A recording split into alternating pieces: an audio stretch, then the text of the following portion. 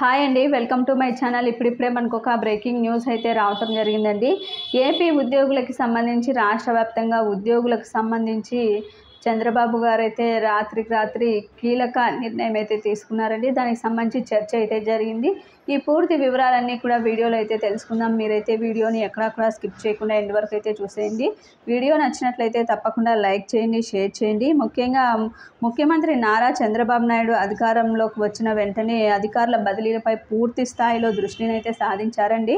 ఇక అందులో భాగంగానే ఆదివారం రాష్ట్ర ప్రభుత్వ ప్రధాన కార్యదర్శి నీరబ్ కుమార్తో సీఎం భేటీ అయ్యారు. సుమారు 4 గంటలకు పైగా సాగినటువంటి ఈ సమావేశంలో ఐఏఎస్, ఐపీఎస్లకు అధికారులు బదిలీలపై సుదీర్ఘంగా చర్చించారు.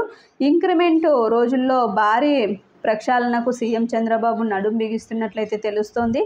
అందుకు సంబంధించిన కసరత్తు కూడా శరవేగంగా జరుగుతోందండి. ఇక సీఎం చంద్రబాబు నాయుడు గారు ప్రభుత్వ ఉన్నతాధికారులతో గత 2 రోజులుగా వరుసగా సమావేశాలు అయితే నిర్వహిస్తున్నారు. ఇక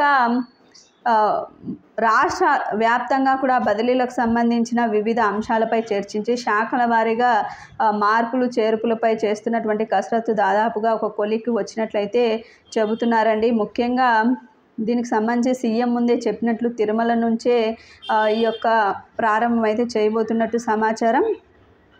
ఇక 2 రోజుల క్రితం టీటీడీ ఈవో ధర్మారెడ్డిని బదిలీ చేస్తూ ఆయన స్థానంలో జె శ్యామలారావుని నియమించడం అయితే జరిగింది. ఆ విషయం అందరికీ తెలిసిందే. అయితే అంతకుముందు సీఎంఓ విషయంలో కూడా భారీ మార్పులు చేపట్టారండి. సీనియర్ ఐఏఎస్ అధికారి ముద్దాడ రవిచంద్రకి సీఎంఓ కార్యదర్శిగా కీలక బాధ్యతలను అయితే అప్పగించారు. ఇక అనుభవం, సమర్థత, వివాదాస్పదానికి దూరంగా ఉండే అధికారులతో జాబితానైతే సిద్ధం చేస్తున్నారు.